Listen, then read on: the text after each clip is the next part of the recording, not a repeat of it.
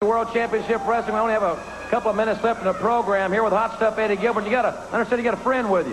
Jim, I've got a surprise. Everybody here already knows he's here.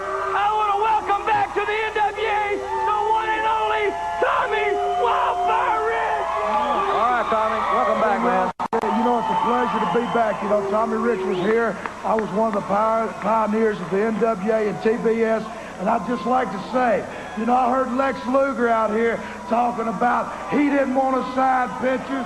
He didn't want to do that. Well, I remember a time in 1981 in Augusta, Georgia, if it hadn't been for all these people out here, Tommy Rich wouldn't have beat Harley Race for the NWA World Heavyweight title. So let me tell you something, brother. Lex Luger, Terry Funk, Ric Flair, I want everybody to know Wildfire is back, and I want to be on fire. Hey, and I want to say one more thing. Next week, I won't be in this suit. I will have my tights on, and I will be TCB. All right, Tommy, thank you a lot. From title belts to Hall of Fame, Doug and Tommy carved the name. Fists of fury and hearts of gold. Every story, every fight retold. Tales of glory, laughter, cry. Tennessee warriors with hearts open wide.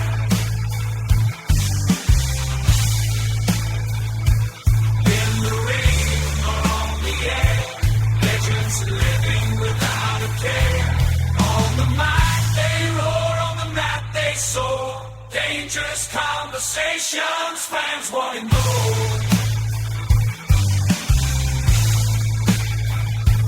Our guys kings ruling the waves. Memphis wrestling raising the stage.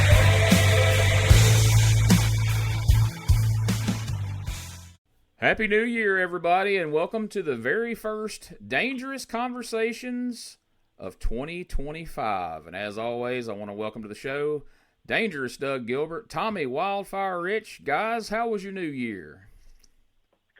Tommy, you get started because I know you always have a good New Year's. See, we had a real good one. We went out, ate, went down to the beach and watched the fireworks. I mean, we brought some. Of course, we was at the house at before midnight. That wouldn't used to happen, would it? No, no, sir. But anyway, no, Gene, we had me and Melissa had a big New Year's and everything. But like Tommy said, we was back home before midnight also. And I hope everyone out there had a happy New Year's. Yes, sir. I hope so. We had a great New Year's. And, I mean, when you start your New Year off at the beach, Tommy, you know you're having a good year coming up, right? I mean, what tops that? Oh, hey, I love it down here at the beach, man. Got it made. He always tells us about that, don't he, Gene? He does. He always rubs it in that he's at the beach. He's Christmas, he's at the beach. Thanksgiving, he's at the beach. Hey, New Year's. Yeah, exactly. He ain't invited me and you yet, has he? Nope. Me and Doug just out here looking at trees. Maybe y'all come down this summer and we'll all go surfing. There you go. Don't say it if you don't mean it. We'll have Hey, I bet us three look good surfing. You ain't lying. Everybody'd be watching. Well, I hope you mean that. We may have to have a Dangerous Conversations beach get-together this summer sometime. But right now, we're going to talk about WCW in 1989 because you guys, along with Eddie, were all in WCW at some point in 89. So we're going to talk a little bit about that today, but to kind of kick the year off, you know, Eddie started the year off there. Doug, at the beginning of the year, you were in Memphis, and you were in and out of WCW throughout the year. And Tommy, you started off 89 working for Southern Championship Wrestling for Jerry Blackwell, which is a promotion I want us to, you know, kind of discuss at length here on the show at some point. A lot of good stuff happened there. A lot of big names came through there, right, for an independent promotion in the late 80s. Oh, yeah, Jerry. Hey, you know, all the guys really got along good with Jerry when he opened his wrestling promotion up. Just everybody, I mean, shoot, from Bruiser Brody, Dick Slater, Wrestling #2, myself, Doug. I mean, he brought, you know, Randy Rose, one half the Midnight Express. I mean, there was a lot of good talent to come through there, and it did good business too. I mean, we had a lot of fun with that.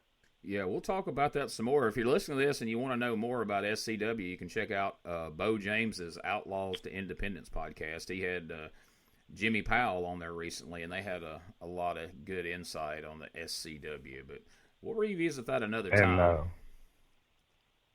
And also, Gene, my brother come through there with me. He did. That's where you wrestled Bruiser Brody, wasn't it, Doug?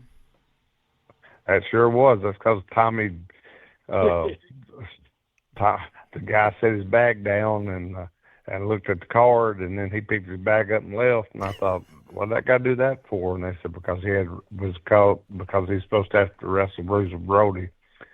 And Tommy said, Doug, you want to work? And I said, well, yeah. And I wound up working against Bruiser Brody, but I loved it.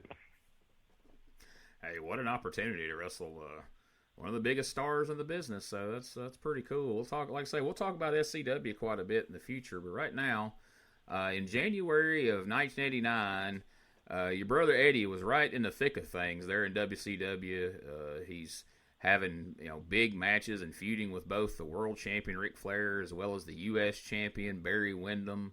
And we know he initially ended up, going in 87 along with you when Jim Crockett bought out the UWF.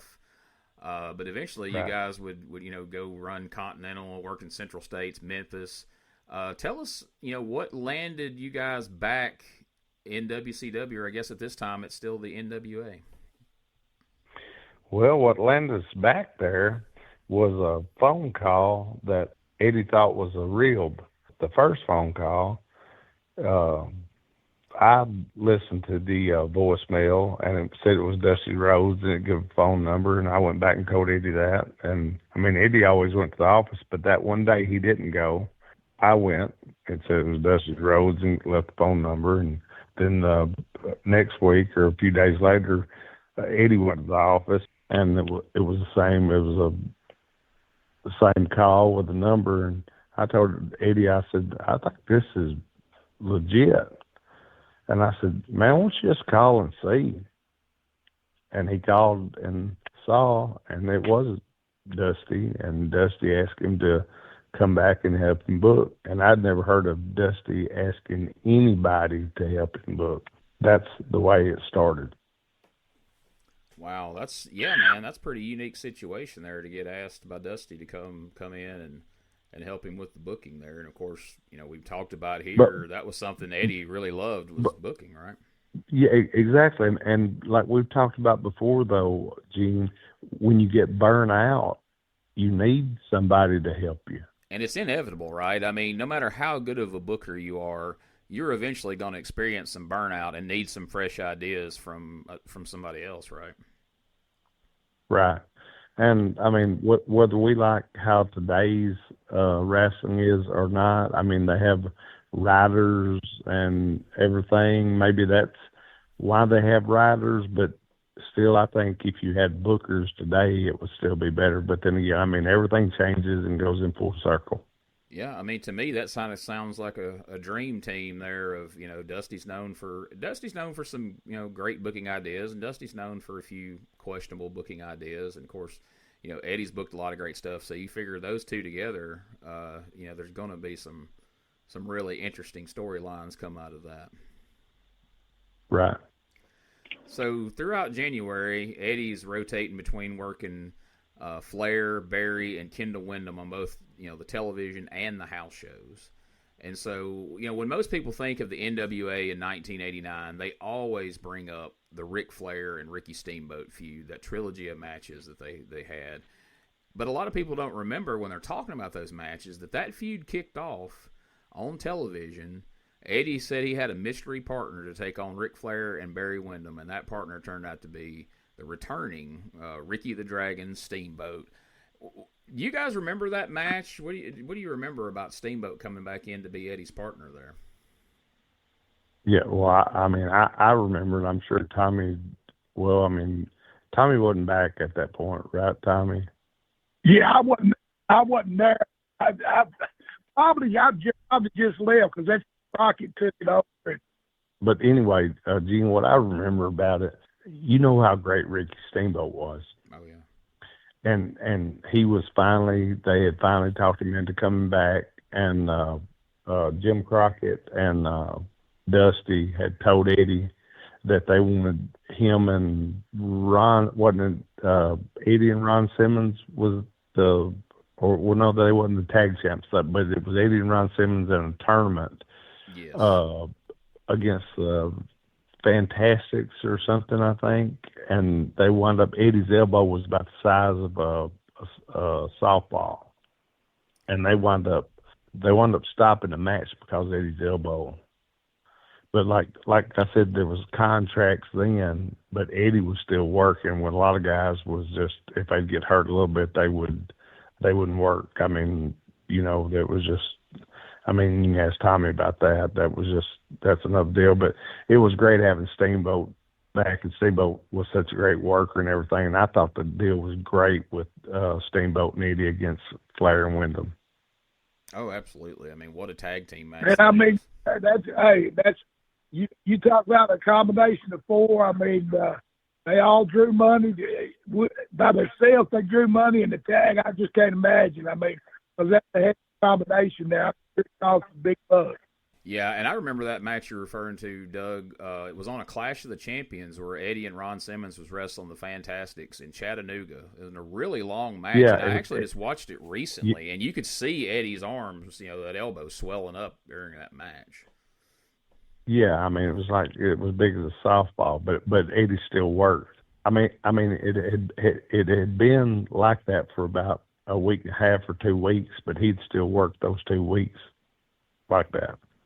Wow, that's rough. Now, so Eddie was brought back in by Dusty, to help with the booking. At what point does George Scott get interjected into the booking situation here? And was he the one that brought in Steamboat, or did Dusty and Eddie already have that ball rolling before George Scott came back in the picture?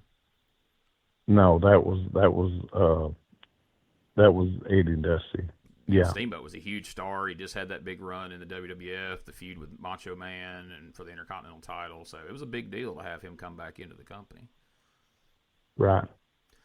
So for the remainder of January and into February, Eddie would alternate teaming with either Sting or Steamboat, getting wins over Flair and Windham on the house shows, which was a big deal because at that time, Flair and Windham were the top guys. So again, that's helping establish them.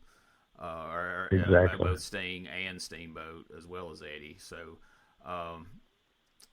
moving on from there, pretty abruptly, once Steamboat gets back in, they establish the feud with Flair and Steamboat. They put Eddie into a tag team with his old protege, Rick Steiner, and they started feuding with the Varsity Club, and they ended up with those U.S. tag team titles that him and Ron Simmons had competed in the tournament for. How did Eddie feel about going to the tag team with Rick Steiner? I mean, we know that he was obviously he liked Rick Steiner. I'm sure he wasn't upset with teaming with Steiner, but being taken out of that main event picture. Oh no, that didn't bother Eddie. I mean, it didn't matter if Eddie was on first or last. It didn't bother him. He was going to work just as hard on first or last. And everything. Eddie was a consummate professional. People can say whatever they want about him, and they can say whatever they want about Tommy or myself.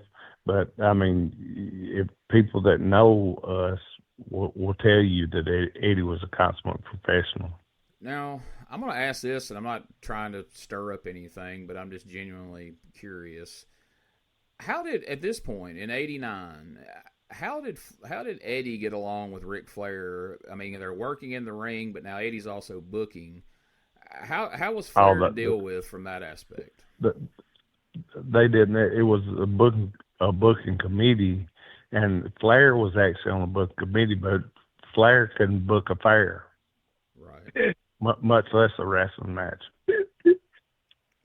And I don't mean to sound bad, and I don't mean to knock anybody because I've told you, Gene, I didn't want to say nothing bad about anybody on here. But, I mean, I'm just telling you the truth. Yeah. And that's just the way it is. Well, yeah, I know. And they didn't get along good.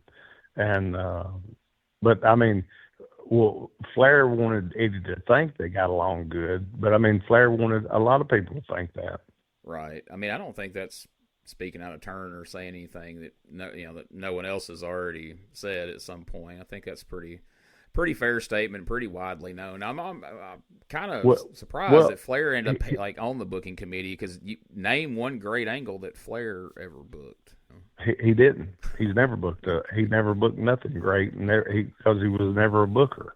But and here's the thing, when I lost a lot of respect for him, he was outside of the door of the dressing room, and he was talking to a guy, and he was talking all nice to him and everything, and he told him, "God bless you, brother," when they got done talking, and then he walked in the dressing room and said, "Who let that jack off in?" Wow. Oh yeah, that Flair, he talk out one side of his mouth to you, and then he talk out the other side to me. I mean, yeah, he was known for that too. Yeah. And still is, by all accounts, from what I can tell. But we won't dwell on that too long right now. Did you say he hadn't changed, huh? No, I mean you can hear him on one thing singing the praises of like Bret Hart, and then you can see him that he knows is publicly widely seen, and then you can see him on his little shoot interviews or a little small podcast, and he'll just trash Bret Hart and say he was terrible. So it just depends on where he's at and who he thinks listening. And then say he was at Puerto Rico when Bruce Brody got killed and he wasn't there. Yeah, if you got him and Hogan together with some of the stories they've been telling in recent years, they were probably, it would be like Forrest Gump. They were everywhere that anything ever happened important. One or both of them were there together. So it's sad. Maybe they ought to have a podcast and call it Forrest Gump. It's the Forrest Gumps of wrestling. All right. Well, before we get you guys any heat, we'll keep going. So, Doug, you actually would wrestle Eddie and Rick Steiner as the enforcer on a TV taping at the TBS studios in March, which is, that's fun. Right. But to me, a more interesting match that you had on that same TV taping, you and a partner took on Captain Redneck Dick Murdoch and Vincent Young, who had been Private Paul for you guys down in Continental. Of course, he was actually the son of Chief Jay Strongbow. You have any memories of that match at all? That's got to be one of the oddest tag teams I've ever heard of. Yeah, it was an odd tag team, but they wanted they had to have some different guys together, and that was two of the differentest that I've ever seen. When you have a guy dressed like Apollo Creed breakdancing, and then Captain Redneck Dick Murdoch, you can't get no further than that apart. Can you imagine what Dick Murdoch was thinking in his head as his kid's out there breakdancing in his red, white, and blue? I'm sure Dick Murdoch's like, what has happened to me? You know what Dick Murdoch was thinking? What? Boy, I'm glad I'm on this contract, because this is crazy shit I've ever seen. Oh, yes, I can imagine. So there you were in the TBS studios for these some of these tag team matches you were having.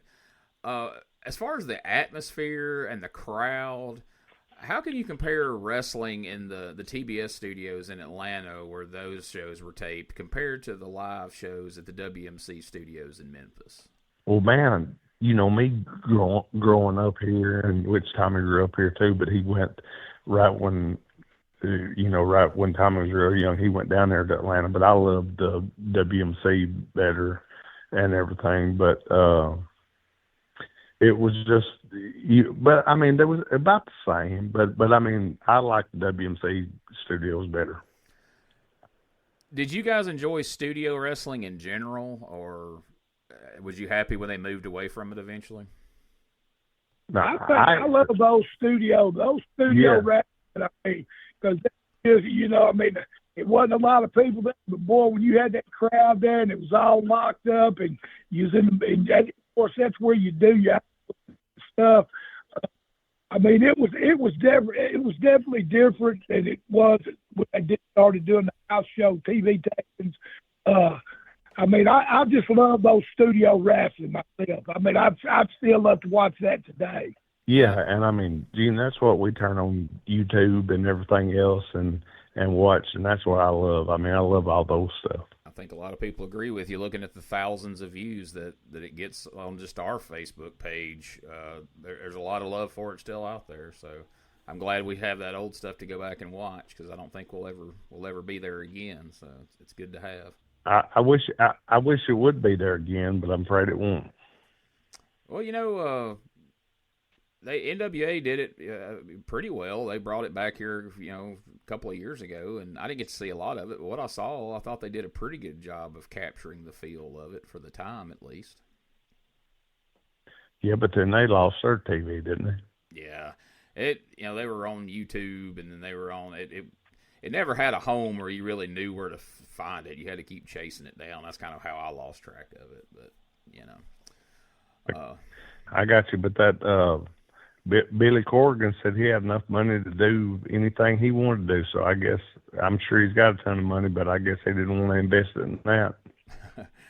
I guess not. But I have to say, I was shocked to find that the lead singer of the Smashing Pumpkins was such a big wrestling fan that he would buy the NWA, and it just seems odd, but cool. Well, yeah, that and he about bought TNA, didn't he? Yeah, came very close. So Eddie and Rick Steiner, defended the U.S. Tag Team titles against a variety of teams. The Varsity Club, they had some great matches with the Samoan SWAT team, which was Samu and Fatu, and they eventually brought in Fatu's twin brother, Sammy, who was the Samoan Savage, who had been the Tonga Kid in the past. What'd you think of those guys? Oh, man, I loved them. Man, when Sam lived on, like I said, we rented hotels by the month in Atlanta because we flew out of there so much and everything, but we'd have a place and everything, and one of them lived on one side of me and one of them lived on the other side of me. But I mean, even Little Sam, which, Samu, we called him Big Sam, and Tonga Kid, we called him Little Sam, and Junior was just Fatu, was just Junior is what we called him. But anyway, man, them guys were so great to you. If they liked you, they liked you. If they didn't like you, they didn't like you. You didn't want to mess with them and everything. But they was great guys. I always got along real well with all of them. They've always been real good to me. You not looking back, man, about some other Fatu. I first started, of course, Alpha Sequels and Red Band. You talk about some big men that could move. I mean, all of them. They take bumps like they was my stuff. Move, Fatu. I mean, they can move. I mean, that's unreal talent. Like Doug said, if you was in a bar fight, I sure hope they liked you, because they sure stand for you. I mean, some of the greatest guys I've met. Absolutely. Like you said, they were such great athletes. And even like, Yokozuna, who had been Kokina, and, Rodney was his real name. But even though he was 600 pounds, he was more athletic than half the guys on the roster anywhere he was at. And, Gene, in Continental, Sika brought Rodney with him. And, Eddie booked both of them, and, I mean, they was great. And, I mean, I love, like the best of them. I mean, all of them are great, but Alpha and Sika is where it started from. I remember Sika and Kokina coming out in Continental with little Alan Martin as their manager. Right. But I mean, that was cool. I mean, that was cool, and it was heat and everything. Oh, yeah. He had that suit on and that little hat, and he's got these two big guys, and he can talk any kind of crap he wants to when he's got them two guys standing behind him. What am I going to do? No one am I going to touch him in the ring or out of the ring? Yeah, exactly. I mean, you remember they'd use Alan Martin to just do jobs on Atlanta TV, but Eddie brought him down there and got him and put him on in the territory, and, I mean, give him a spot, and, I mean, he done good. Yeah, he did some great stuff with him down there. He made him a referee, and he eased into being a heel referee. Then that eased into him wrestling, and then managing, and proved he had a lot of what was it, Dean? Do you remember what was the gimmick? The last gimmick, the Rask gimmick. It was like a money type deal, wasn't it? Well, yeah, he came into some money. Then I'm trying to think of how the transition went. At one point, He had a Lone Ranger mask and was Cowboy Kevin Dillinger, but I don't remember how he got there, if he bumped his head or something. But yeah, he came into some money and he was Mr. Martin. And that's actually Martin. when he had the suit and he had a briefcase with money, and that's when he brought the Samoans in. And see, and there again, you talk about being creative. When you talk about Eddie, I mean, in the ring, he was creative. He was a creative booker, but he would take and he would see something. And that's really special. He'd see something in somebody and put it in his mind. He would take and do that. I've seen him do it with a few guys. You know, I mean, Eddie was brilliant at this business. Yeah, I don't think there's anybody that he couldn't pinpoint a positive in and then work around that and make them into something. You know, people like you said, Doug, that Alan Martin, they'd always just used him to do jobs on TV all those years, and then, you know, he goes and makes him a wrestler or a manager and you know, finds a spot for him. So I mean, Gene, the whole deal, he had a good attitude, and I mean, and he could work some and everything. I mean, he was a good guy, and Eddie found a spot for him. He found a spot for a lot of people, and I think if he'd have had more opportunities to book for longer, he probably would have found a spot for a lot more people that probably could have a lot more longevity in their careers had they had the opportunity to work under him. I think so too. So, Doug, in April, you worked some house show matches as yourself, no mask, against Shane Douglas, and so this was right. just prior to Shane and Johnny becoming the Dynamic Dudes, but you would do some tag matches with Jack Victory as the enforcer wrestling against the Dynamic Dudes. Of course, everybody right. knows you guys are going to be wrestling Shane coming up in May at One and Done for TWA in Philadelphia. What are your memories of Shane in this? I know Shane had a rich history with Eddie at this point. What do you remember working with him here? Well, I mean, I got to work with him a lot in the UWF. You know, with Watts mm-hmm. and everything. Well, I say a lot. I worked 24 matches probably or so with him, with Watts, or maybe more than that. But, I mean, Shane was always, I mean, you know, Eddie was the one that gave Shane his name. I mean, Troy Martin, Eddie said, Troy Martin ain't going to work. Let's go with Shane Douglas. And, I mean, that's the name, and I think that was a good name, and Shane always had a good attitude, and Eddie always told him if there was ever anything he needed to be told, Eddie would tell him. And, I mean, I seen Eddie get on him quite a bit, and, I mean, just like he'd get on me or whoever needed to be got on. Shane was always a good worker. Oh, yeah. Excellent work. I mean, he didn't know at first as far as psychology, I don't think. But, I mean, that come as time went on. Well, you know, you've mentioned it in the past that, you know, Shane was a lot like a young Tommy Rich, where he was a good babyface and he could sell. And I think that was a lot of, especially like in the UWF days and up into here, was a key for him. Oh, in those days, that was exactly right. He reminded me so much of Tommy, like when Tommy was in Atlanta and everything. I mean, everybody, I mean, you get so much sympathy on him and everything, and Eddie knew how to use guys for what they was, and I mean, that's what he used him for. And I mean, Shane was that guy. I was gonna say, you know, we mentioned Jack Victory. Jack's a guy that I don't think gets enough credit or gets talked about enough, who was just an all-around good worker. You could plug him in anywhere, and he seemed to be willing to do just whatever was needed of him wherever he was at. Oh, I love Jack. Tommy, tell some of your stories about Jack.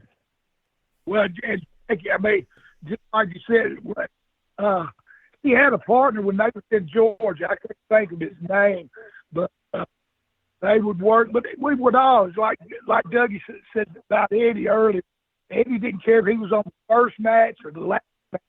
As long as we were drawing, we didn't care where we was on the card, because we got paid for putting asses in the seat. And, you might have a run on top for a little bit, and then you might move down 3 matches hard, and they'd move somebody else up. Right, yeah. I always liked his tag team with John Tatum and UWF. Jack was always, I mean, anything you ask him to do, Jack would always do it. I mean, I've never seen him bad word with no. Hey, I love Jack. Jack's great. Yeah, he's somebody I hope maybe we can get on the show eventually one day and have a conversation with him. Oh. I know he's got some great stories. Oh, I'm sure we can. I saw him in Florida last year, and we had a big conversation. That's awesome. So in April, WCW does a show in Memphis, and we'll be talking about as we go along here different people that Eddie helped bring into WCW, and one of those people is a guy that I know both of you think a lot of from Memphis, Mr. Lance Russell. That's sure the truth.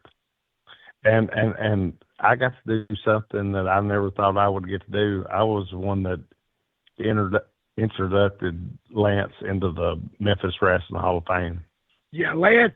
Hey, when you talk about the top announcers, I mean, Lance is right there, number one or two. And it's like that before. I mean, you come to Memphis, folks would come to Memphis Coliseum just to see Lance too. I mean, he would say, Dougie said all the time, he sold tickets, but he really did. I mean, he was the face of the wrestling there in Memphis. I mean, you said wrestling, Lance Russell come off your lips first, WCW had some of the top announcers right here. You look at 1989 with these guys booking, you had, Lance Russell, Jim Ross, Gordon Soley, all doing TV for WCW at this point. And Gene, what am I saying? Introduced? I think I mean inducted, right? Yeah, I think so. We knew what you meant. Yeah, we knew what you meant there. So they had a Lance Russell Appreciation Night at the Mid-South Coliseum on April 20th, 1989. I wish we had a count of the attendance that night, but we don't. But it's an interesting card here. You had Lex Luger defending the U.S. title against Kendall Windham. Cowboy Bob Orton defeated Shane Douglas. Jack Victory defeated Randy Rose, which they had just recently been tag team partners. Butch Reed wrestled Shane Douglas to a draw. Rick Steiner defeated Manuel Villalobos. The Great Muta defeated George South. Sting defeated Dangerous Dan Spivey. Eddie Gilbert defeats Ken Wayne. The Varsity Club defeated the Road Warriors by countout. U.S. title match, Lex Luger defeated Michael Hayes by DQ. And on top, Ricky the Dragon Steamboat pins Ric Flair to retain the world title. So quite a big card there for Lance Russell Appreciation Night. Sounds to me like a good card. And that's, like I said, Eddie was on the booking committee then. And I think Eddie just wanted to work in Memphis, and that's why he worked that night. Yeah, like I say, I mean, when you got, Muta on the card, Sting, Steamboat and Flair, Luger, Michael Hayes, Road Warriors, like all the top stars were there, and some of them wrestling more than once, so everybody got their money's worth that night for sure. And so, as we just mentioned, Great Muta was there wrestling George South, so he arrives in WCW in April, and immediately he starts in wrestling Eddie. Did Eddie see Muta and think, man, this guy has got so much potential, and wanted to get in there and see what he could do? Yeah, that was the deal, and he loved working with Muta. That's why the Music City War deal, that when I worked against him, that started the angle with him and Eddie. Yeah, that was, I mean, Eddie saying when he come in and everything that he thought he'd be great. Yeah, I remember as a 12-year-old kid at the time, thinking Muta was just amazing. You really hadn't seen anybody like him up to that point. So I remember seeing a lot of those matches with him. Yeah, because you wasn't old enough to see Kabuki at that time. Right. I ended up seeing him a little bit later when they were starting to show those reruns of World Class in the afternoon, right before Global became a thing. And I saw Moot and Kabuki, and and the story was Kabuki was his dad or something like that, wasn't it? I think that's what they said. Right. Well, that's what they said for a little bit, but then they cut that off. Right. Kind of like later on when they said Andre was the Giants' dad. They kind of use that to introduce somebody, and then we move away from it pretty quick. Hey everybody, Gene Jackson here, inviting you to check out the Retro Wrestling Review, where each week I'm joined by some great co-hosts who help me review classic episodes of USWA Championship Wrestling, and right now we are doing week-by-week reviews of 1993. But we don't just do reviews. Sometimes we get a chance to interview some of the people who were there and lived it, plus do watch-alongs. It's a lot of fun, so check out new episodes that drop every Wednesday at wrestlecopia.com. And to find links to everything associated to the podcast, you can go to uswapodcast.com. Hey guys, Ray Russell here, curator of the WrestleCopia Podcast Network, inviting you guys to listen to many of the programs here as part of the WrestleCopia brand, including, but not limited to, the Wrestling Memory Grenade, currently covering the 1988 and the WWF project. You can also listen to the Regional Wrestling Podcast, where we talk the territories, whether it's Jamie Ward with Georgia 81, Roman Gomez with the UWF in 1986, or Gene Jackson covering Memphis in 85. 3 projects going on right now over there at Regional Wrestling. You can also listen to the Wrestling Stoop with the legend himself, Bob Roop. Bob goes back in time each and every week, covering not just his career, but countless stories and interactions with hundreds of wrestling names spanning his 2 decades in the business. But that's not all. You can also check out the Puro Wrestling Academy with the professor of Puro Resu, Mr. Dan Ginnity. Dan and I go back in time and cover the history of Japanese professional wrestling in the English language. And you can listen to all of those shows and more, all part of the WrestleCopia Podcast Network, located over at WrestleCopia.com. That's WrestleCopia.com, and anywhere your podcast streaming needs are met, from Apple to Spotify, Pocket Cast, and beyond.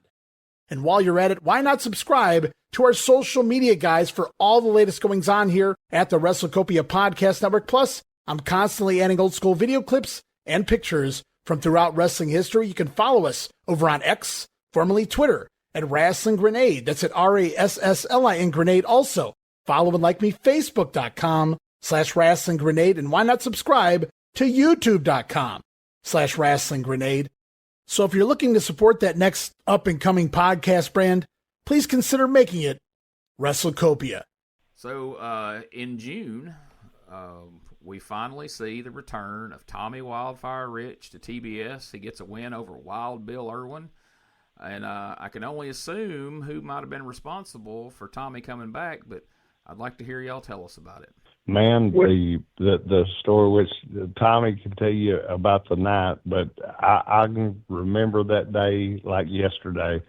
I remember us picking Tommy up in Eddie's Lincoln and us driving to the town. And from there, Tommy can tell you, but I mean, when Tommy come out that night, and you know, Eddie was on the book committee and everything, but Eddie was the guy that you know, there was like 2 or 3 that didn't want Tommy back. But Eddie told them, let's give this a try. They give it a try, and when they played Tommy's music that night, and Tommy come out, and the people seeing him, the people popped like crazy. So, I mean, I know I had to make Tommy happy, but it sure made Eddie happy. Yeah, and you know, that's just Eddie being a brother. I mean, he put himself on the line. If it'd been up to them, they wouldn't have brought me back. I mean, it was booked by committee. I'm sure there were more yes. There were yes. Of course, you know, Eddie stood up for me, and we come back, and you know, we off to the races again. Yeah, and it was. I mean, to come back to Georgia, it was a real thing. Yeah, I mean, just seemed like a natural fit. You had been such, you know, so over there and such a big star there. It just seemed right, and you know, you'd been away for a while. It was time, so it was good to see the crowd agreed. Oh yeah, when Tommy, and I won't never forget this. When Tommy walked out, I mean, the people freaking, when they seen him, they popped, and I thought, man, this is great. And I know Eddie sure thought it was great because it proved the naysayers in the room with him wrong. And oh yeah, attention up a little bit after that. And the thing is, like, you know, you came in there, you got that great reaction, and so we're right in the thick of the Great American Bash Tour kicking off, and Terry Funk, who back at the Wrestle War, you mentioned before, Doug, you know, at Wrestle War, they ended the series of matches with Flair and Steamboat. Flair regained the title from Steamboat, right, and they kicked off a big famous angle between Terry Funk and Ric Flair. Who came up with the famous Funk and Flair angle from 1989, Doug? that would have been my brother. And a lot of people don't know that. And like I said, Flair, I don't know what. You know, I think one thing with my brother and Flair not liking my brother too much was Flair not being able to book like he thought he should be able to. And another thing, Flair took off like it was either 4 to 6 weeks, like after, you know, they done the angle with Funk. You know, he took off 4 to 6 weeks and went to Hawaii and everything and got paid the whole time and everything. But he got hot at my brother because the way they was doing TVs, but to build up for his comeback. And then when he come back, business done great. So why would you get hot at somebody for having good TVs for you to come back on? Because you can't mock the great Ric Flair on TV by having somebody come out dressed like him and making fun of his look. You know, I think that to him, his ego was more important than the buy rates. It seems like. Well, you know what he said? He said his father-in-law watched it and said it was awful. But the funny thing is when they started back the program, it drew a ton of money. Yeah. So what does that say? I mean, what it says to me is Eddie done his job and got the people hot. Yeah, people wanted to buy tickets to see Flair get revenge on Funk for mocking him on TV, which, I mean, that's the idea, right? That's what we're trying to do. Exactly, but it hurt Flair's feelings. Bless his heart. Well, that angle, you know, Funk It's hard. It's hard. Why? Yeah, bless his heart. It hurt his feelings. Yeah. Bless his little heart. So Terry Funk had been out in Hollywood making movies. He had kind of left the business for a few years there for the most part. He was doing some shots in Japan and different things. But as far as Americans fans were concerned, you know, Funk had kind of moved on from the wrestling business. So this resurrected his career, and he shot from being, you know, out of the business to in a main event angle here in WCW. And so Tommy has just come in and proven to be just as popular as ever he was. So we've got him on the Great American Bash Tour wrestling Terry Funk, who's in this hot angle. You guys wrestled in Fort Worth. You wrestled in Amarillo. Terry Funk was one of my all-time favorite wrestlers. I think he's one of the top 5 wrestlers of all time because he could do it all. He could fight. He could wrestle. He could talk. He could, I mean, there wasn't anything Terry Funk couldn't do. How was that, Tommy, working with Terry Funk here in '89 when he was in his prime, like some of the best shape of his life? Yeah, I'm glad he liked me. I mean, you went out there with Terry. I mean, you know, he was that old school, you know, and it was always solid, rugged, and everything. And if he hadn't liked me, I would think I've done something bad to him. But you know, he was great. I mean, he was great on the mic. He was great in the ring, and just a great person. I always loved. It's always like when he come to Georgia, I always look forward to see him. You know, I mean, hang out a little bit, go have a beer, you know. So Terry, I agree with you. Top 5 in the business, sure. Yep, he's hard to beat. So then in July, your cousins Johnny and Davey come in, and you guys do some 6-man tag matches together. You end up working one of the matches. You more famously worked the Skyscraper, Sid Vicious, Dan Spivey, and their partner, Norman the Lunatic. I think the only tie there was they were all managed by Teddy Long. How was it working with those 3 guys? Hey, Gene, that was 6 lunatics in ring together, wasn't it? Yeah, they was 4 or 5 for sure. I don't know if I was lunatic, but yeah. Looking across that ring, I mean, me and Davey and Johnny looked across, see Big Sid and Danny Spivey and Lunatic. Yeah, it was definitely different. Oh, I can imagine. So was there plans to do more with the 3 of the 3 Riches here? I know it didn't last real long. Did something derail that, or was there a change in course, or was that just intended to be just a few matches? I think it was just booked for a few matches, you know. I don't think it was no long-term plan for that anyway. You know, that was just one of the big shows that they put that match in there. Yeah, I got you. That makes sense.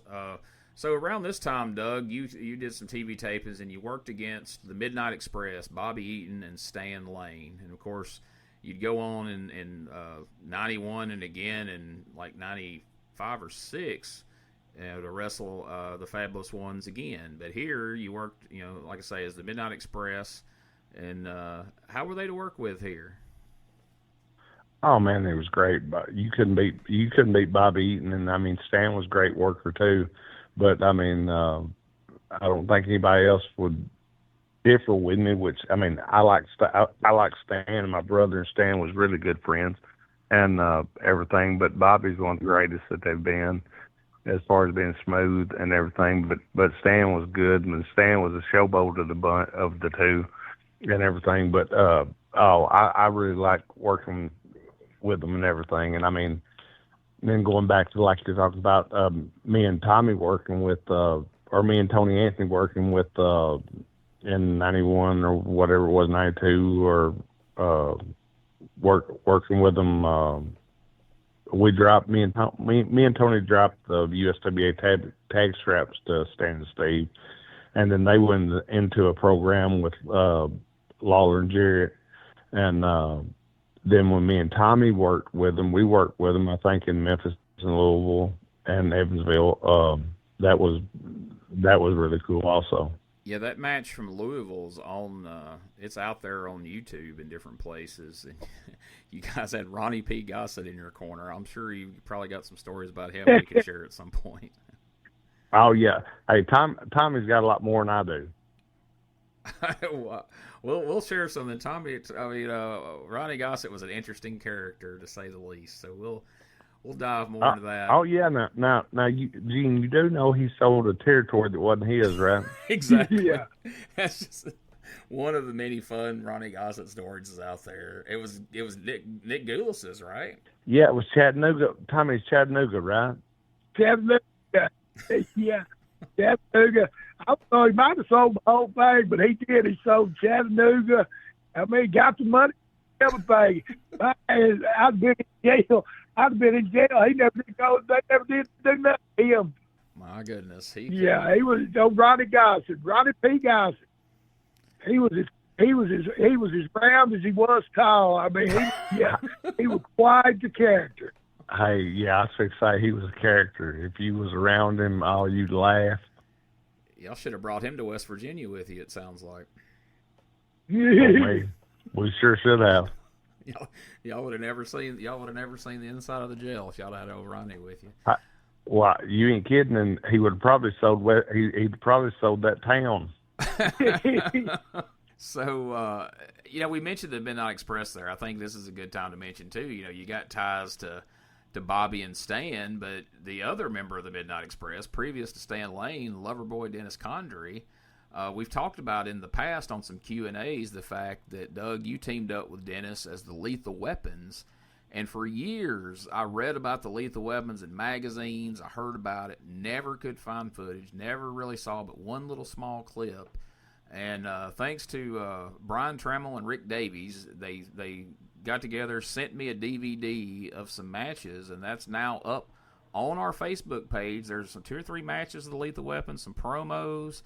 How had you seen any of that footage in recent years? I'd say I have never even seen any of it. Wow. In no years. But I mean, I loved watching it when I saw you had it put up and everything, and it brought back a lot of good memories. Like I said, Dennis is a great guy, and to me, like I said, now I liked Stan, and I thought Stan was great, but the best Midnight Express was Bobby and Dennis.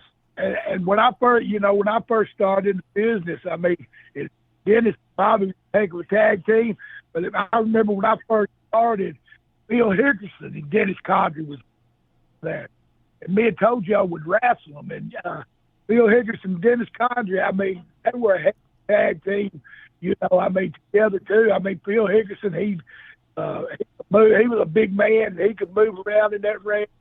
They complimented each other real well. I mean, Dennis And I'm going to tell you what, too, about Dennis Condrey. I mean, if he likes you, he likes you. And if he's in a bar fight, he was with you. And I guarantee you, if he's in a bar fight, you want him with you because he was one tough son of a gun. You ain't kidding. You ain't kidding when that a dude flipped me on my nose, broke my nose, and I locked up with him. We was going around ropes, and Dennis just tagged me on my shoulder, and all of a sudden he got in, and he just knocked the dude out. Dennis was a big country boy. Yeah.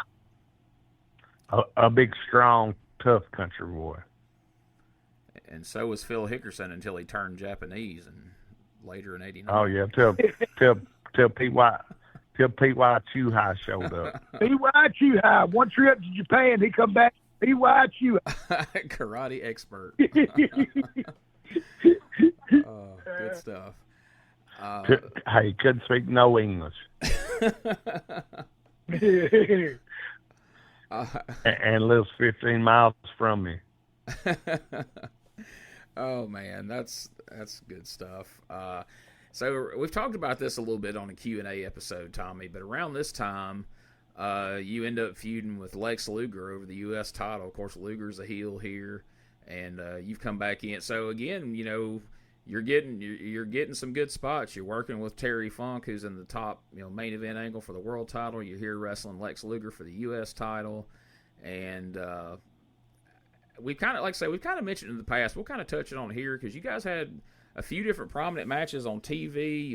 How was Lex to work with? I will be honest with you. A lot of people hard to work with. I don't know if it's just because he liked me, but when I come back that period of time talking about, I mean, you know, they wanted him to go out there and just beat me to death. And me and him went out and had some real good matches. So, you know, I mean, people say what they want about it, but he took care of me. And to be honest, people say it didn't work, but we had good matches. I mean, we went 15, 20 minutes, and it was good matches. So, you know, I enjoyed working with it. I remember thinking, and especially watching it in later years, that you had some of the better matches with Lex Luger that anybody besides Flair had, honestly. Yeah, we was a good combination, but like I said, Lex works with me, not against me. And Tommy did have some of the best matches with him. Lex's attitude was just awful. Yeah. Yeah. Yeah, there's a lot of those stories out there for sure. And I think on that Q&A episode, Doug, you even shared one or two you had with Lex back in the day. So. Yeah. So also, right after you feuded with Lex Luger, you had a match on TV with a guy named The Enforcer. Remember anything about that match at all? You remember who might have been under the mask for that match? What was his name? I heard it was Rick Jones under there, but I don't know, man. He's a shooter. Jones. He was all right. I tell you what, come down to it, I'd rather wrestle Dangerous Doug Gilbert, but Rick Jones, Rick Jones had a little attitude. Rick Jones made them Terry Funk matches seem easy, didn't he? Yeah.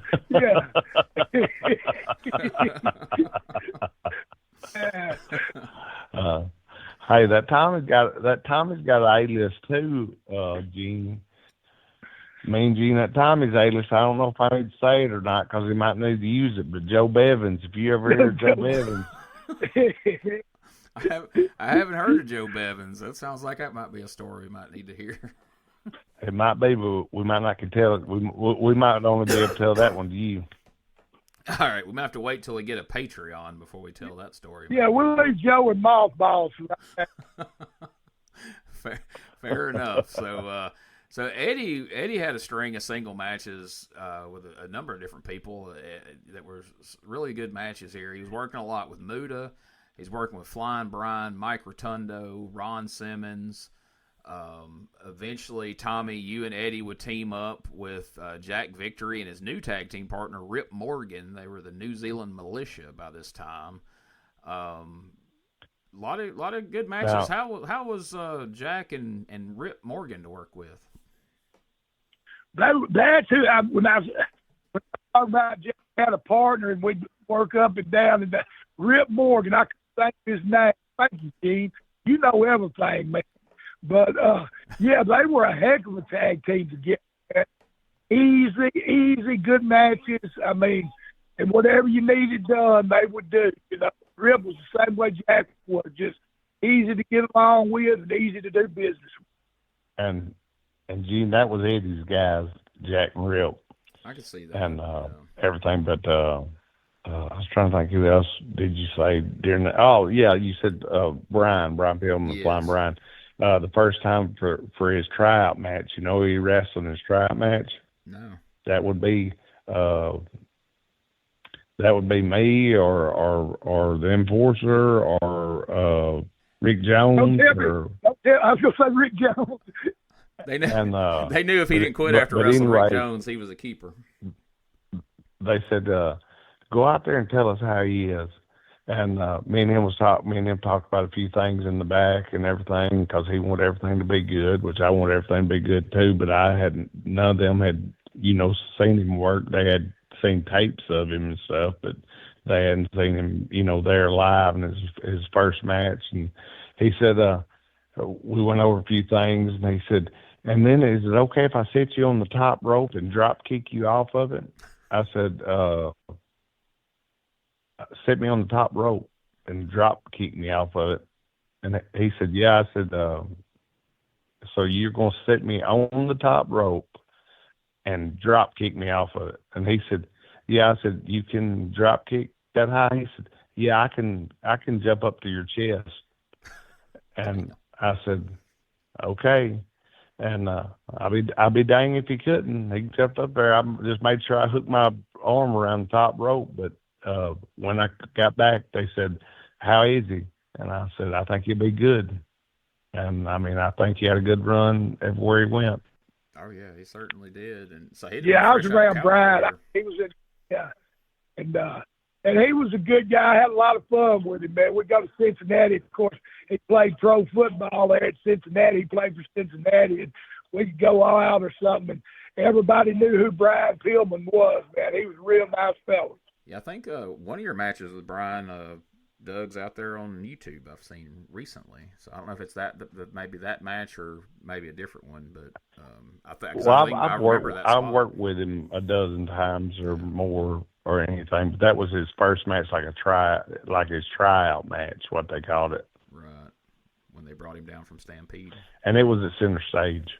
So then we go to the Halloween Havoc pay-per-view, and I think this would be the one in Philadelphia where they had the big cage match with the electrified top that caught on fire, and Muta climbed up and put it out with his mist. And I don't even think that was a planned spot, was it? I think that just happened. I would have no idea about that. Yeah. I don't either. But, Tommy, you wrestled the Cuban assassin Fidel Sierra on this pay-per-view. No, Gene, I thought it was Fidel Castro. There were rumors that it was Fidel Castro, but I've done some research, and turns out it wasn't Castro. It was actually Castro myself. I think it was David Sierra, actually. I think Tommy went out there thinking he was fixing to fight Fidel Castro. It might have been another of those ribs we heard about. Yeah. There you go. Hey, but I'll tell you what, there was another good man too. David Sierra. He was a heck of. He was better as Fidel, but I always enjoyed wrestling with him. And we had a good match that night. Of course, yeah, it was a good one, and I've been seeing a lot of his old stuff in Portland here lately when he was like a baby face under a mask as the Top Gun, and that stuff I didn't get to see when I was a kid, so it's been interesting to go back and watch some of that. Good guy. Well, I'm going to try to pull up, Gene, that match of Tommy and Fidel Castro, though. If they could have got that on pay-per-view, I mean, you'd have seen some big numbers, like Tommy and Fidel Castro in 1989. Hulk Hogan couldn't have touched that, brother. You ain't kidding. Tommy should have been doing some selling, wouldn't he? That's right. So from there, in December, or later in November, rather, at the Clash of the Champions #9 New York Knockout in Troy, New York, where they had the famous I Quit match between Flair and Terry Funk that kind of wrapped up that feud. Tommy, you and Eddie wrestled Butch Reed and Ron Simmons, the team known as Doom. And as a kid, I didn't appreciate, just how impressive of a team Doom was. But years later, as I went back and watched it, one of the really great creations of WCW at the time. What do you remember about that tag team match? When I looked across the ring at him, I thought I was Doom too. Yeah. Hey, but I got to know Butch and Ron, took that angle and everything. You talk about two great workers and two great guys. I think me and Eddie had some great matches with them.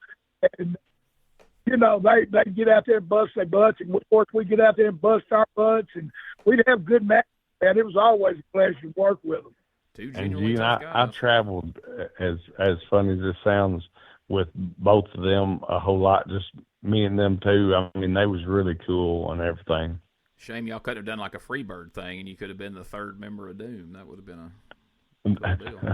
There you go. So in December, Tommy, you and Eddie are having matches against the JTEX Corporation, which was your old pal Mad Dog Buzz Sawyer and Kendo Nagasaki, a.k.a. Mr. Sakuraba. The Freebirds, Hayes and Garvin, and then you had more matches with the New Zealand Militia. How was the Freebirds in this time frame? Well, as long as Mike was outside talking, not in the ring, okay. He was a good mouthpiece. Mike was a good mouthpiece. He could run his mouth really good. But to get in there and work with Terry and Buddy Roberts, and then Terry and Jimmy Clark, it was a night off to work with them guys. Right.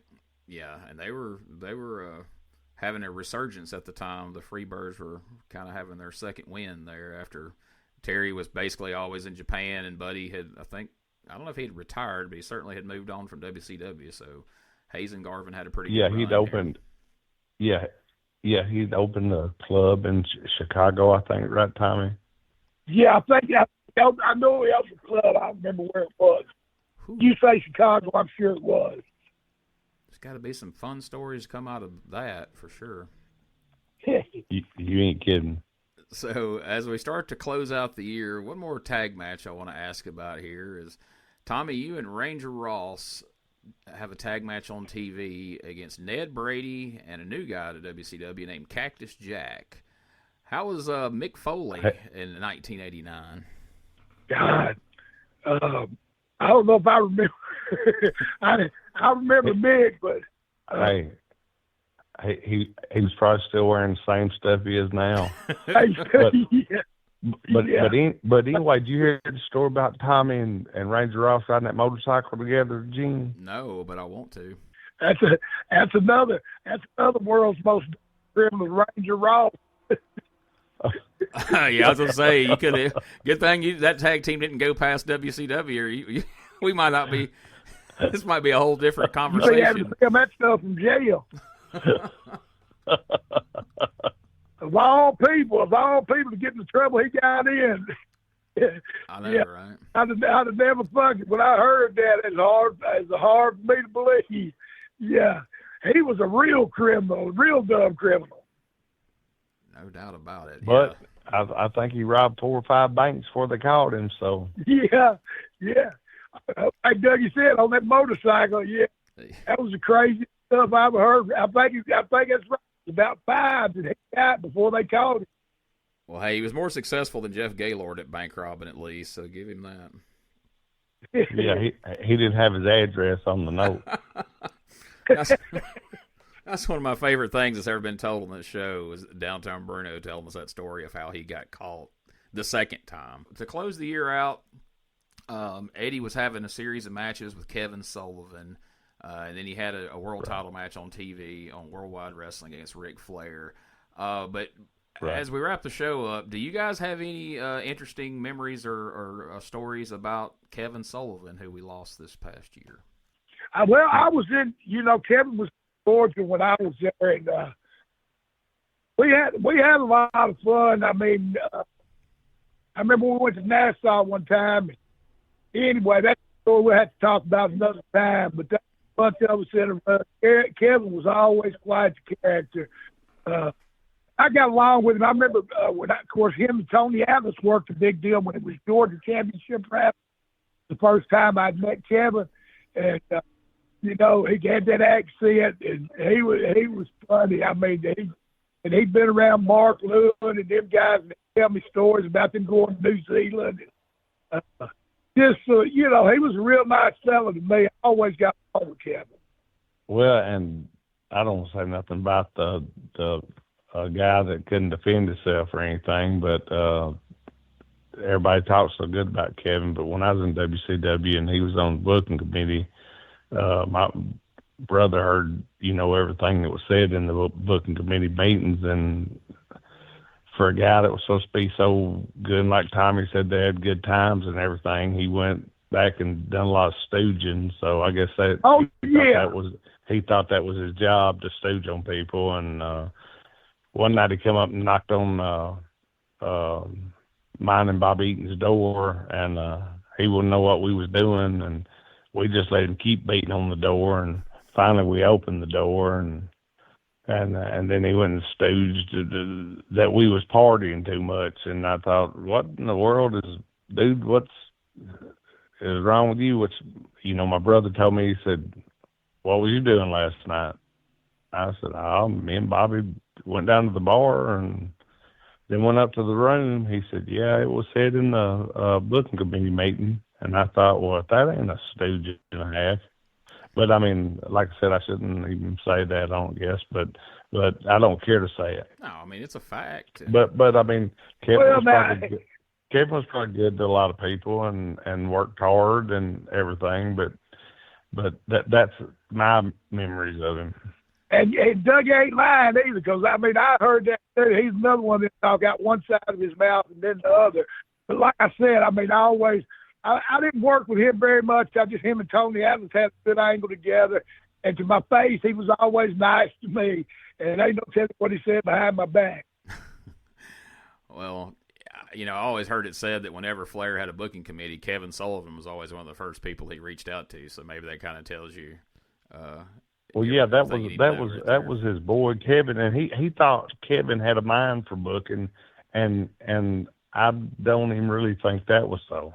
Yeah, I think a lot of people assume because of his association with Eddie Graham that it must mean that he imparted that knowledge on him somehow. But anyway, right, exactly. And the deal with them in Florida, the cult deal and all that, the devil stuff. But I mean, you know, everybody's got their own thing, their own logic on it and everything. But anyway, I mean, I'm sure Kevin was good to a bunch of people and everything. But I'm just talking about my dealings with him and everything and what I know about him. Well, that kind of wraps up 1989 in WCW. Any final thoughts or any quick stories? Well, hold on. I didn't get to tell you the story that Flair told my brother. Oh, yes. During the booking committee, when, you know, after Eddie got Tommy back in, and none of them really want Tommy back, but Eddie got him back in, and Flair said, brother, as long as I've got a job, you and Tommy always have a job. And Eddie told me he told him that, you know, told him that one day, and Eddie said, I think he got his words confused. And I said, what do you mean? And which Eddie could imitate anybody. And Eddie said, I think what he should have said was, as long as I've got a job, you and Tommy always be doing jobs, not always have a job. And I freaking popped in. If you knew my brother and you knew how he could imitate, and he sounded just like Flair, I fell on the floor laughing, and that was the funniest thing. I mean, you just had to been there to heard it. But Tommy knows what I'm talking about. And Eddie could do. I mean, he could do movie stars, and especially the boys he could take. And Ric Flair, I'm sure he ripped him good, too, because he was always around him. And, yeah, when Eddie said that, though, yeah, you'll always be doing jobs with me. Yeah. Yeah, he said, you and Tommy, what he told Eddie, he said, you know, y'all sound good, wildfire and hot stuff. That sounds good together. As long as I'm here, y'all two will always have a job. And Eddie said, I think he got his words confused. I think he meant y'all always be doing jobs. Oh, man. All right. Well, there's nothing we can say to top that. That's That is definitely a closer, But as they say in comedy. Hey, there's one thing about it, though. They were still under contract, and they were still getting paid good money. That's right. And we're still talking about it in 2024, so they made it work. They definitely made it work. Yes, sir. Guys, I know that Tommy's going to be coming to join you over there in Tennessee coming up soon on a couple of Saturday night shows, but you guys are going to have some Friday nights free where you're there together. Tommy, do you guys know what those 2 Friday nights are where you guys are looking to maybe, I mean, you guys can come out and you can wrestle, you can do a signing, you can do an appearance. Hell, you can come party with people, whatever folks want to do. That would be February the 28th, or January the 31st and February the 28th. We'll be up there for night shows. And, personal appearance, signing, whatever. Hey, at a party, like Jim said, we can have a party anytime. So, just contact me, man. And, hey, appreciate all the followers. And I'd like to say, if you follow us, share it with your other friends and tell them to check it out. I've been watching it. It's growing and growing and growing. And it's because you folks are putting the word out. So, hey, thank everybody for that, too. Yeah, we appreciate everybody listening and everything. And, I mean, like we said, we hope everybody's had a happy new year. And, Gene, I hope you and Tommy had a happy new year also. And for everybody to rate, review, and subscribe, whatever platform you're listening on. And go to Pro Wrestling Tees, get your shirts, get your Memphis Mafia shirts, your Gilbert shirts, and everything else. And Gene's got his stuff, his store and everything. But guys, we appreciate you listening. And if there's anything that you want to know, don't hesitate to send it to Gene, and he will get us the answer for you. And like I've always said, now you might not like our answers, but we will answer it truthfully.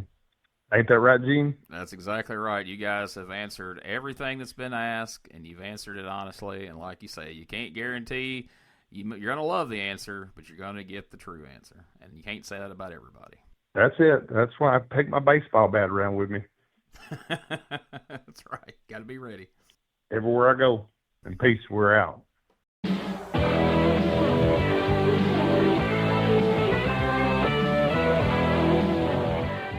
If there's anyone in the NWA who has reason to be in a bad mood, is this man standing beside me, Eddie Gilbert. Magnum, see, a lot of people have been questioning why Kendall Windham did what he did to me. Well, there's a lot of different reasons, but the main one being Kendall Windham wanted to take a shortcut. Instead of going through all the times like you did, like I have, building our way up through professional wrestling, he wanted to take the shortcut. Instead of riding on the coattails of his dad and his brother, he wants to be a 4-horseman. He wants to join Barry Windham, the United States Heavyweight Champion, J.J. Dillon, and the Nature Boy Ric Flair, the World Heavyweight Champion. And now he wants to team with them to do away with Hot Stuff Eddie Gilbert, just as you're seeing right now. Well, Magnum, I didn't know I was that important in the NWA till then. And now I understand. So I do need help. I do need some people to help Hot Stuff Eddie Gilbert now. Because I don't know anymore, Magnum, if I'm walking into a building, if I need to look over my back and see Ric Flair coming at me, or if I look over here and I see Barry Windham coming at me. Well, Barry Windham, it started with you and I. Then all of a sudden, Ric Flair got into it for reasons I don't know. Then came J.J. Dillon, and the latest being Kendall Windham. Well, guys, what happened was I looked over to my right, and there stood, you want to talk about legends in the NWA, there he stood. Ricky Steamboat came back right when I needed him. And then, boys, I looked over to my left, and there was Sting. So what I want to tell you now, you better pick sides, Kendall Windham. You better pick sides, Horseman. Because I've got my sides picked, and it's all out war. And when it's over with, Hot Stuff Eddie Gilbert is going to be a proud man. And J.J. Dillon, when those waves part, you're going to be, man, standing there. I want to get my hands on too, buddy. And Barry Windham, one little word for you. You may stand down here big and tall with your black cowboy hat on, and you may tell everybody that you're a 4-horseman. But, buddy, when it's all over, how are you going to go back home and tell your daddy, Black Jack Mulligan, how you lost United States Heavyweight Championship to Hot Stuff Eddie Gilbert? One more thing, Magnum, I just want to say before I leave here. My daddy told me growing up, when you get a man down, You can kick him all you want to. But Black Jack Morgan must have forgot to tell his boys something. What do you do when that man gets up? Well, I'm up, Windhams, and I'm waiting anytime, any place.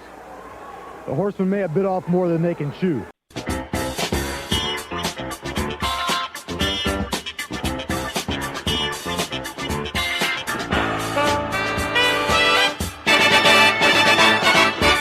Hey, just want to let everybody know real quick where the Memphis Mafia, Doug Gilbert, and Tommy Rich are going to be headed really soon. You can catch them at the Jackson Comic Expo Saturday, March 1st, 2025 at the Carl Perkins Civic Center, Jackson, Tennessee. They're going to be there from 9 a.m. to 5 p.m. Also, don't forget the TWA WrestleCon convention, as well as the big one-and-done wrestling event Saturday, May the 3rd. Convention is going to run from noon to 3:30 p.m. Then the doors will open for the show at 6 p.m. Bell time is 7:30. For more info on both of these events, check our Facebook page as well as our Twitter. And we're going to be having a lot more dates added here real soon. Just keep listening to the podcast for more.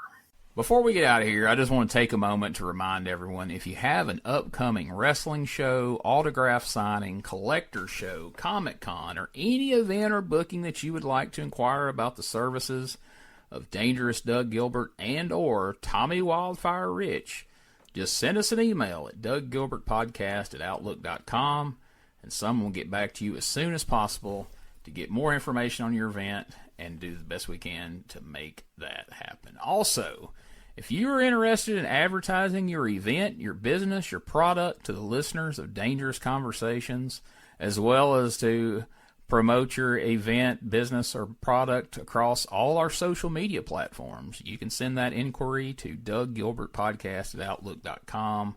We would love to work together with you to get that out there to the listeners of Dangerous Conversations. Remember to check out douggilbertpodcast.com. There you can find links to all things related to this podcast, as well as Doug and Tommy themselves. You'll find a link to the Dangerous Conversations Facebook page and the Dangerous Conversations Twitter, now known as X.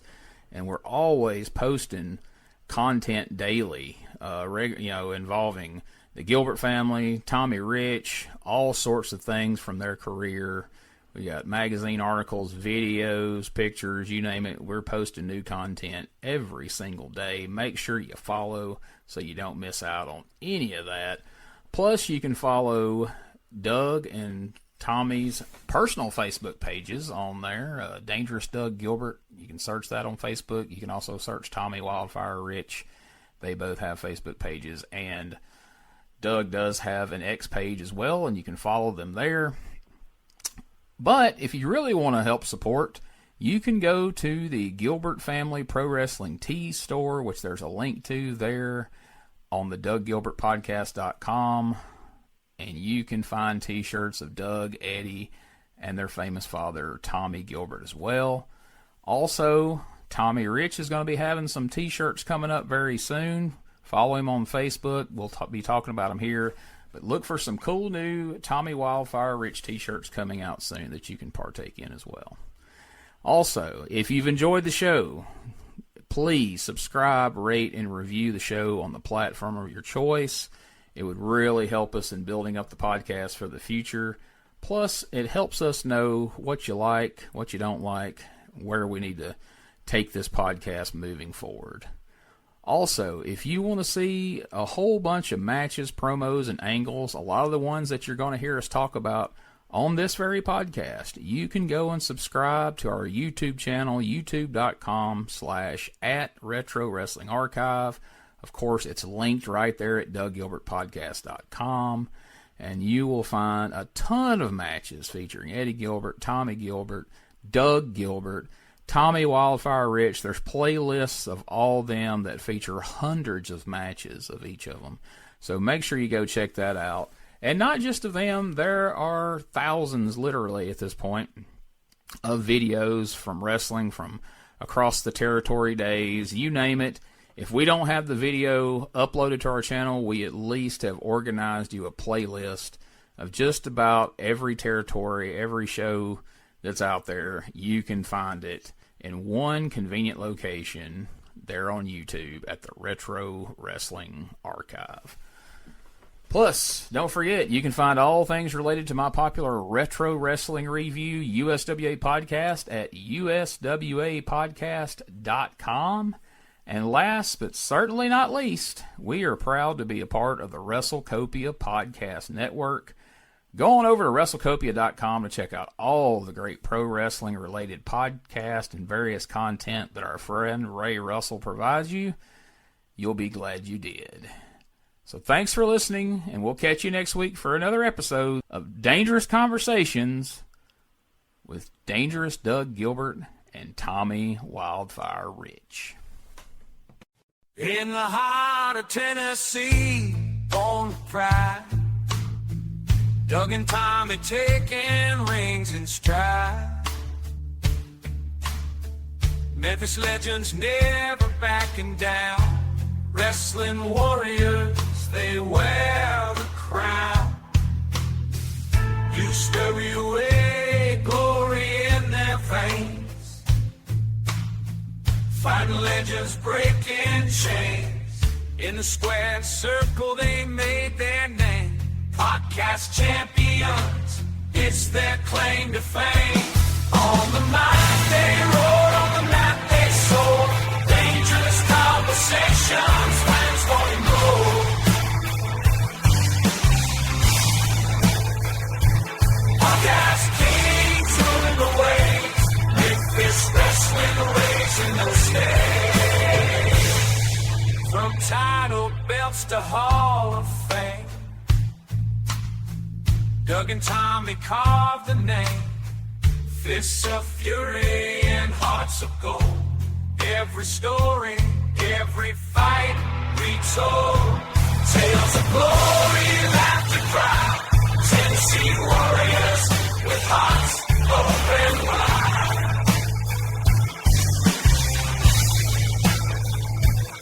In the ring or on the air, legends living without a care.